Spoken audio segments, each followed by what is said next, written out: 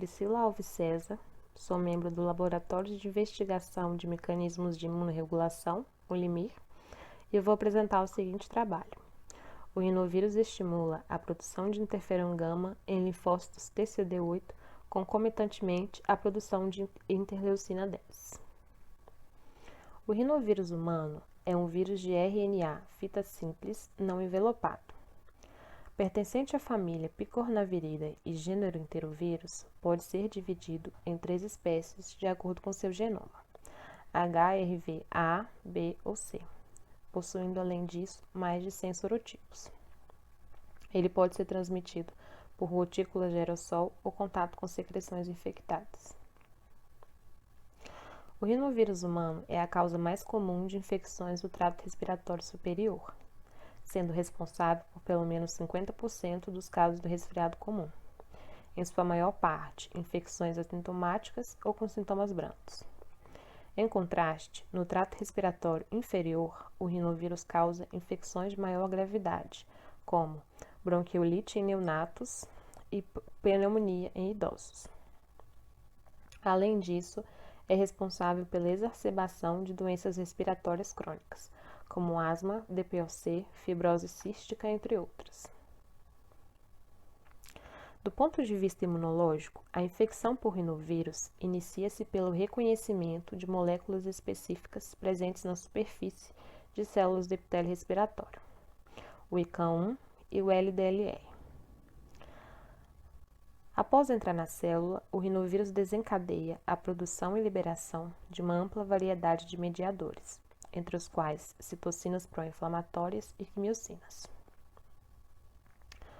Juntos, esses mediadores atuarão na quimiotaxia de células do sistema imune, tais como DCs, linfócitos, macrófagos, eosinófilos e neutrófilos. Mais recentemente, pesquisadores apontaram que, além das células epiteliais, o rinovírus poderia infectar e se replicar em macrófagos alveolares, como demonstrado por Laza Stanca em 2006. Outra descoberta surpreendente foi revelada por Ilazarra em 2013, onde foi demonstrado que o rinovírus poderia infectar diretamente linfócitos T e ativá-los sem necessidade de apresentação de antígenos. Tendo em vista que poucos estudos abordam essa perspectiva de infecção de PBMC por rinovírus e que ainda não foi completamente elucidado os mecanismos pelos quais esse vírus modula o sistema imune, nosso objetivo foi investigar in vitro os efeitos da interação das células mononucleares de sangue periférico, as PBMCs, com o rinovírus 14 na proliferação de linfócitos e produção de citocinas. Para esse estudo, recrutamos jovens adultos saudáveis e, em uma entrevista, explicamos nossos objetivos e os interessados em participar assinaram um termo de consentimento livre e esclarecido, de acordo com os termos aprovados pela Comissão de Ética. Foram excluídos os voluntários que apresentavam quadro de infecção ou inflamação e os portadores de doenças autoimunes. Para o isolamento das PBMCs, utilizamos 20 ml de sangue dos voluntários colhidos a fresco. Esse sangue foi depositado sobre uma camada de 10 ml de ficol, como mostra a imagem. Em seguida, realizamos uma centrifugação e, a partir de então, podemos notar a formação de um gradiente de densidade, onde observa-se a interface de células PBMCs.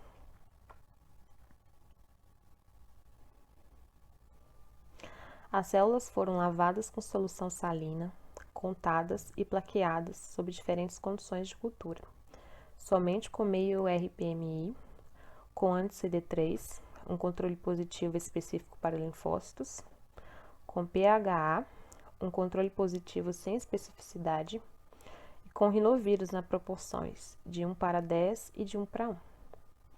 Uma parte das células foi marcada com CFSE.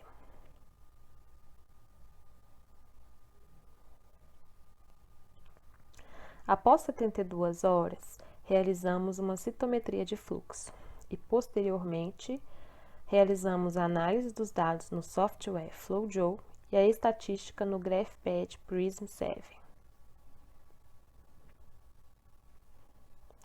A fim de investigar se o rinovírus afetava a taxa de proliferação das PBMCs, realizamos uma marcação com CFSE, um marcador que se associa às moléculas intracelulares de forma estável, permitindo assim que verificássemos sua distribuição ao longo do processo de divisão celular.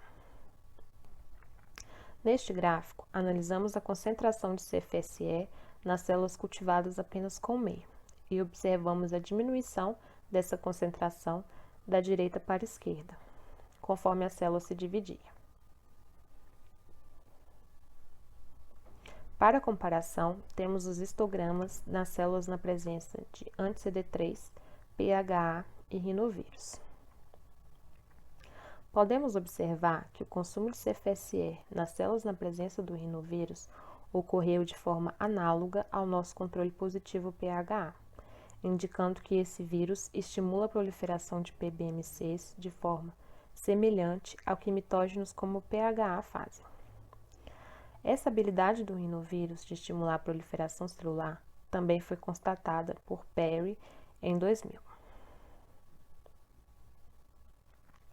Quanto ao percentual de linfócitos presentes na amostra, observamos que este tende a ser maior na presença de rinovírus, se comparado com ambos os controles positivos. Já em relação ao meio, essa taxa tende a ser menor.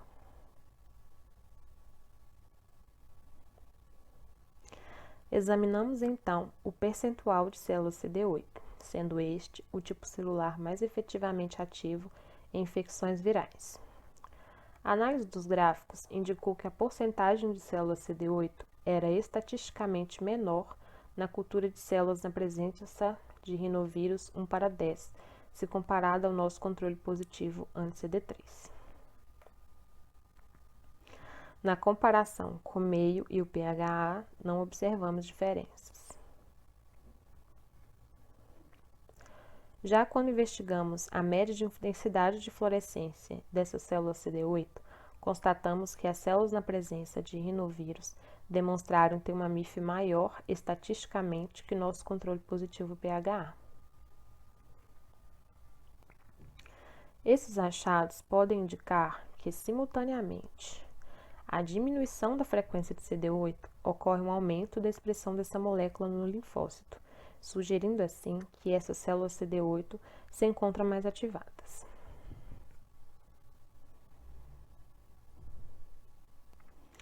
Quanto à produção de citocinas, analisamos a média de intensidade de fluorescência de linfócitos TCD8 produtores de interferon gama. Para essa análise, não utilizamos o controle positivo anti-CD3, pois tivemos um problema na cultura de células em interação com esse ativador. Ao observarmos nossos dados, constatamos que a produção de interferon gama nas células em interação com o rinovírus foi menor que o controle positivo PHA. Porém, tende a ser maior que nas células cultivadas apenas com o meio.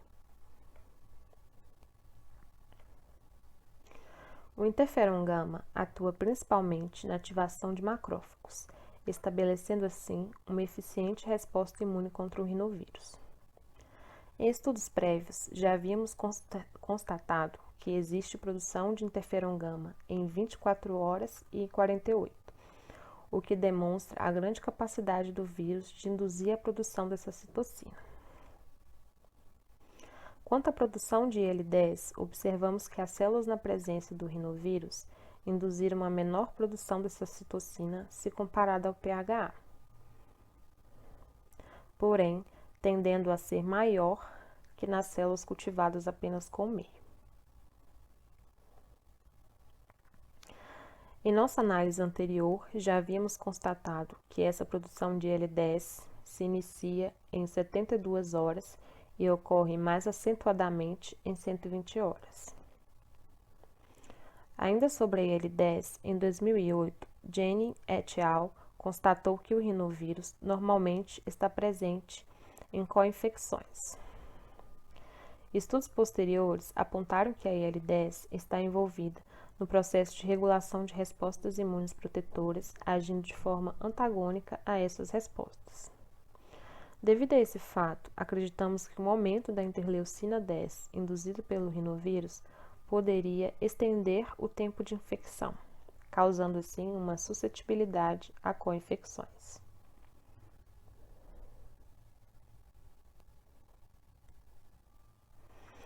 Concluindo, os resultados obtidos através de nossos experimentos demonstraram que o rinovírus aumenta a taxa de proliferação de PBMC e tende a aumentar a expressão de CD8 de interferon gama, o que indicaria um estabelecimento de uma resposta imune contra patógeno.